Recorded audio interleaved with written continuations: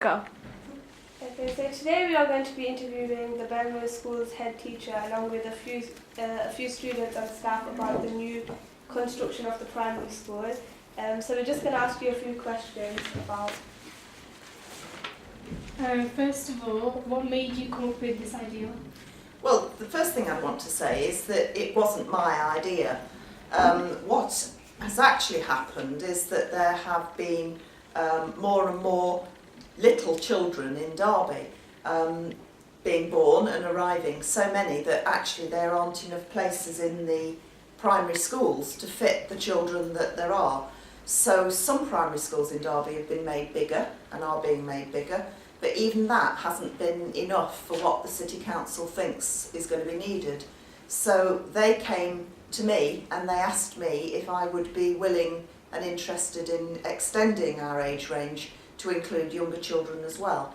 And I thought that would be a good idea, and the governors at the school thought it would be a good idea as well. So that's how it came about. So it wasn't my idea, but I do think it's a good idea. How do you think this is going to benefit the school? Oh, tremendously. Just let me give you a couple of examples. An obvious one is that at Benrose we do courses and qualifications in health and social care or child development. So how great would it be if when we're learning how children develop at the age of 2 and 3 and 4, we actually just go down the path and there is a little group of children who are that age that we can work with. So that would be one way that you older students will benefit from having the youngsters. The other thing that immediately pops into my head is, as you know, we have a lot of children here who are learning English for the very, very first time. And what primary teachers are very good at is teaching children to read. So we would be able to use some of the skills that the primary teachers have got to help us to teach children here even faster how to read and write in English. That's just 2 examples. I can think of lots more. When will this procedure take place and how long will it take? Right, well, if everything goes according to plan, the bulldozers will arrive next week. And it will take a lot of months for them to dig out and build a new building which will be on our field in that far corner where nobody ever goes because it's too far. So that will be a lot of work and a lot of building work, and the actual building won't be finished until probably maybe even January, February next year.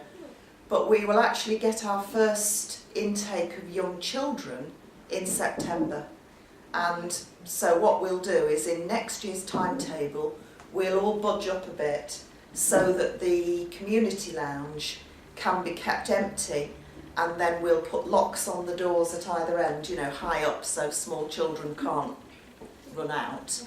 And that will be our little reception class until the building's ready. Some students are saying that maybe you should try and improve the secondary school and then consider the construction of the primary school. What are your opinions on this? Do you mean the building? Yeah. Well, they're right up to a point.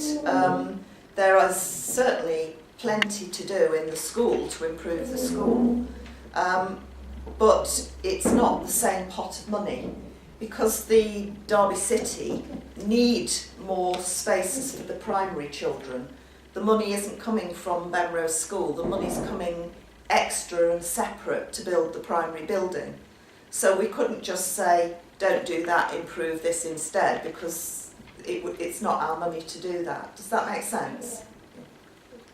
Will the primary school have an impact on how the secondary school is run?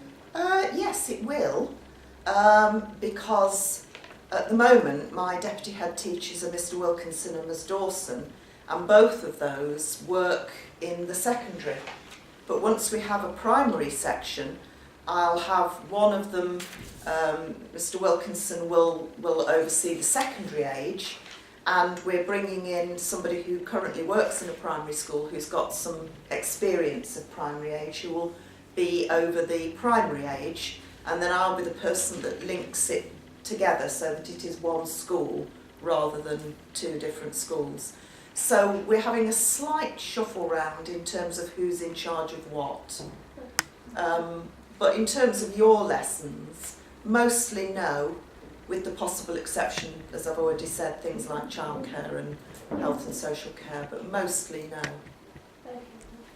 Okay, well that's all we needed to ask you, so thank you. You're very welcome. Thank you.